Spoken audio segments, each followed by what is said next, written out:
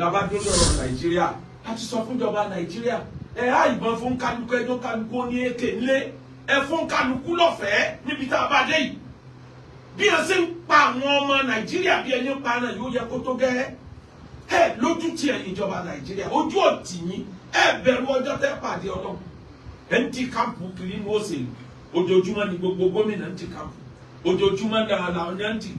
ti clear lẹ́yìn tẹ́ jẹ́ gómìnà ẹ̀ ń ti clear láti inú ẹgbẹ́ kan bọ́ọ̀nù ẹgbẹ́ kan ìlú dahoro lọ wọ́n pa títí ìlú run ẹ má yẹ ìlú tó ti dahoro ní Kwara State ni sáwọn ọlọ́pàá àwọn olóṣèlú Kwara náà lè jáde bá ń fẹ́ dìbò bóò ni wọ́n ṣe campaign àmọ́ bó sì tọ́wọ́ àbí ọ̀rọ̀ òṣèlú ni pé tó máa ń yà mí lẹ́nu ẹ lọ kọ sílẹ̀ níjọ́ tí gbogbo olóṣèlú bá lọ campaign ẹ ní kúrò pé àwọn bandits já ẹnì kankan lọ́nà o ládùúgbò bí tó ti lọ campaign àjẹpẹ́ wọn dára wọn mọ̀ àwọn lè dáwọ́ mọ̀ kí ló dé tí wọn yá àtàkì níjẹ́ bá lọ campaign number one gbogbo jọ́ọ̀bù gbogbo bandits náà kàwọ́ ronú wọn kà ní kó jókòó sáàyè àmọ́ tí ò bá sí campaign tí ò bá sí ìbò níta aráàlú ni wọ́n ń pa dànù yìí ẹ wá ń di kámpù kiri ẹ ṣe wérewére ẹ dákun gbogbo ẹ̀yin olóṣèlú Nàìjíríà bá a bá sọ ní kọ̀rọ̀ tẹ́ ẹ bá gbọ́ á sọ fọ́nà tó dá wa kọ́ dájọ́ ẹ má wulẹ̀ pín ìrẹsì ìyà ẹ má pín kiri lérò yìí kọ́mọ Nàìjíríà ó sọ wípé need ìrẹsì we don't need your rice we don't need your motorbike we don't need free refrigerator take it to your family but give us 3 things and let us live in peace. Ẹ jẹ́ àgbẹ̀ lálàáfíà ṣé dandan ni ìrẹsì tẹ́ fún atọ́kàn wo ní balẹ̀ jẹ́ ẹ mú bí ẹ wo bí àwọn bandits ti dé ni ẹ wo lẹ́ Yorùbá ẹ wo adúrú ìlú tí wọ́n ti wọ ọkàn àwọn èèyàn balẹ̀ mọ́ ẹ̀yin ń campaign kiri ọkàn àwọn èèyàn balẹ̀ 2027 ní gbogbo yín lé àti gómìnà àtààrẹ àti mínísítà ó kàdúkú ń dààmú ààrẹ kiri ní dá tí ìmọ̀ tí ó gbẹ̀yìn ẹ̀ ṣàkátà náà fúnṣàkà fi mọ́ lásìkò tó di eré kù. Taqulu lillahi madha illa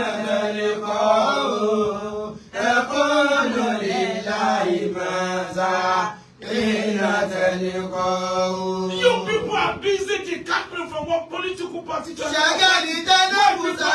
Why our people are being killed like animals? They are slaughtering our people here and there. Ọ̀pọ̀ ló ti dahoro. Please keep your rice to yourself. Don't give us rice. We don't need your motorbike. We don't need anything. Just give us 3 things. First is security. Let live in peace. Live and let live. Don't suffocate us. Ogun yìí tó gẹ́ bí ó bá ṣe ṣe ẹjẹ́ Amẹ́ríkà kó wá yanjú ogun. Amẹ́ríkà ń bọ̀ wá kó dúkìá wa. Ẹjẹ́ wọn kó ètò wọn bá kó lẹ̀. Ètò bá ṣẹ́kù á fi fọkàn balẹ̀ lò. Ẹ̀yin campaign kiri ọmọ Nàìjíríà ń bẹ lórí ìdààmú. Àwọn èèyàn fi ìlú wọn sílẹ̀ ẹlòmíì gbàgbé òkú ẹ̀ mórí kan tó ṣẹlẹ̀ bóyá Zaria àbíbí kan wọ́n sì pa ọmọ mẹ́rin tẹ́nìkan bí lọ́jọ́ kan ọmọ mẹ́rin tó bí ìyá àwọn ọmọ yẹn débẹ̀ ó rí òkú àwọn ọmọ ẹ̀ òun náà tẹ̀lé wọn bàbá ọkọ wọn náà débẹ̀ òun náà rí òkú ìyàwó rọ̀kú àwọn ọmọ ẹ̀ òun náà tẹ̀lé ẹ sì tún láyẹ̀ tún ṣe campaign ní gbogbo olúùlú yìí ẹ níbẹ̀ wọ ọlọ́ni ojú ọ̀tí yìí ni ẹ gbà pé pàdé ọlọ́ni ìbá dáa kẹ́ ẹ mọ́kù ìbá dáa kẹ́ ẹ kówó lọ́rùn ìbá dáa kó jẹ́ bẹ́ẹ̀ ní kú olórí ipò yẹn bẹ́ẹ̀ bá tiẹ̀ délẹ̀ nítorí yẹ kẹ́ ẹ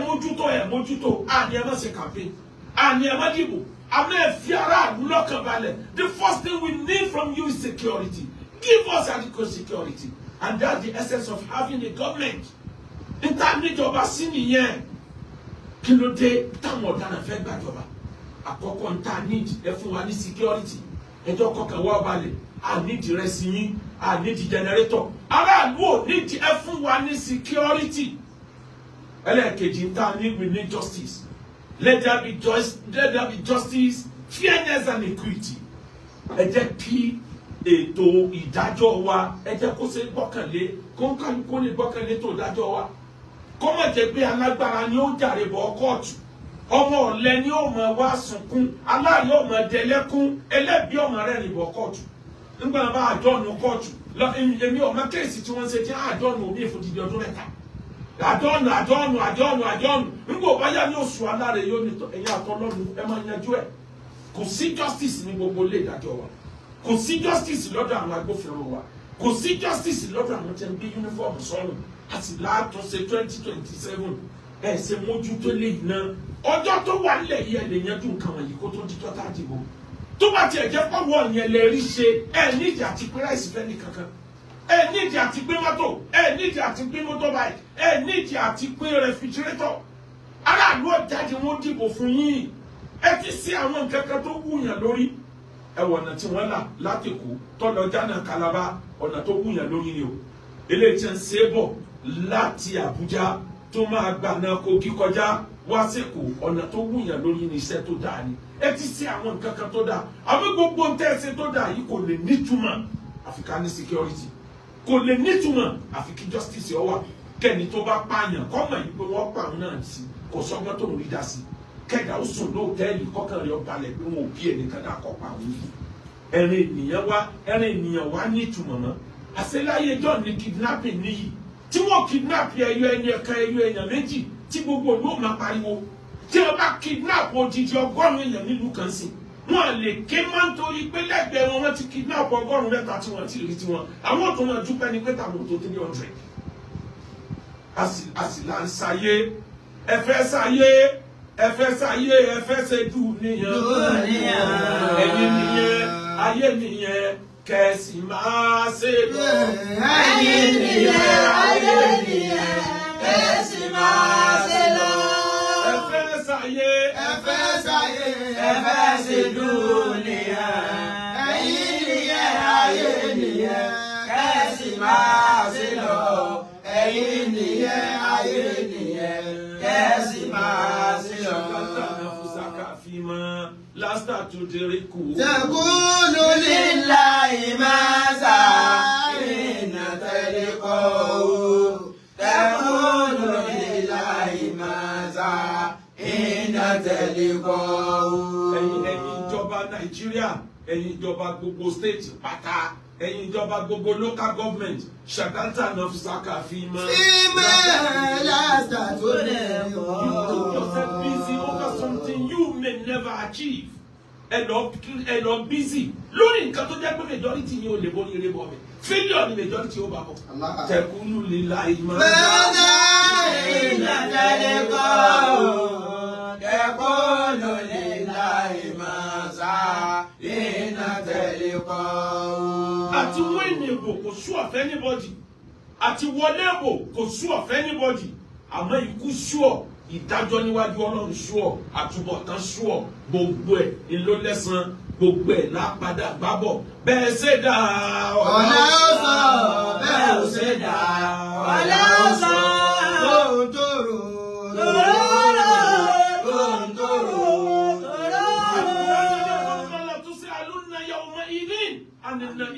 ثم لتسألن يومئذ عن النعيم. Mo gbẹ bọ́yá Ọlọ́run mo ń bọ̀ wá query yín lórí ìjọba tí mo gbé lé yín lọ́wọ́. Mo ń bọ̀ wá query yín lórí ìdẹ̀ra tá a gbé fún yín. Mo ń bọ̀ wá query yín lórí ìlú tá a ní kẹ́ ẹ darí. Sayyidina Umar radiyallahu ta'ala anhu. Ó ní law mata sa'atun ala sa'atil furad. لظننت بأني سائل أني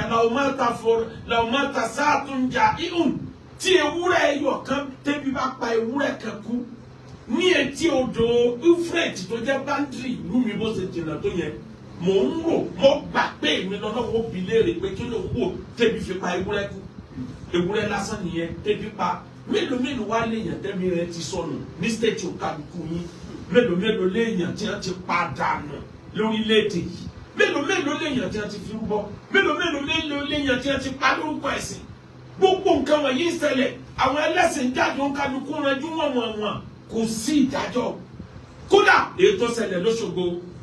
tí àwọn pásítọ̀ kan tí wọ́n lọ ká àwọn olómi àbí kí wọ́n pè wọ́n àwọn ọlọ́sùn tí wọ́n lọ sídìí Ọ̀ṣun kí ni ìjọba ṣe lórí ẹ̀ o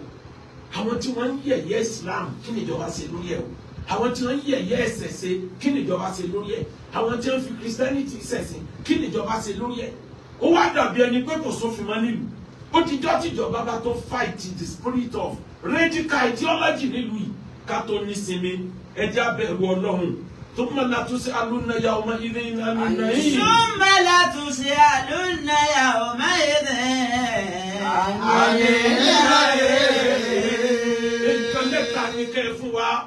àkọ́kọ́ ẹ jẹ́ ká ní justice, ẹ jẹ́ kí security wà. Ìkejì ẹ jẹ́ kí justice wà. Ìkẹta bẹ́ẹ̀ bá lè ṣe mẹ́tẹ̀ẹ̀ta yìí kẹ́ tó kúrò ní first term ẹ lè má ha kankan tó ń kálù kó sì dìbò fún yín. Ìkẹta ẹ jẹ́ kí electricity wà. Ẹ jẹ́ àníná ọ̀pọ̀ èèyàn tí ò níṣẹ́ lọ́wọ́ electricity ni ò ṣe o. Eléyìí tí mo wí kì í ṣe pé mo fi ń bá minister of power wí. Èmi ò rí minister of power, minister of ẹ̀jẹ̀ gbọ́dọ̀ kí lè bá débi IBDC nkankan tẹ́ sọ ẹnìkan ọba yín pè kẹ́ẹ̀dá padà sí NEPA bóyá orúkọ nǹkan ní ronú ìgbé kalẹ̀ ní òjò wúlò ẹ kò fẹ́ kí ìjọba kò fẹ́ kàn ẹ̀dá padà sí NEPA kájẹ̀ mọ́ rí náà lòbí táyé jọ̀hún tó jẹ́ pé tó jọba rọ̀ yín náà ò ní kú níjẹ́ ẹ ti sọ di IBD níjọ́ náà ni wàhálà ti dé. Èmi ò rí minister tó dípò yẹn mú tó láṣeyọrí kó mẹ́ o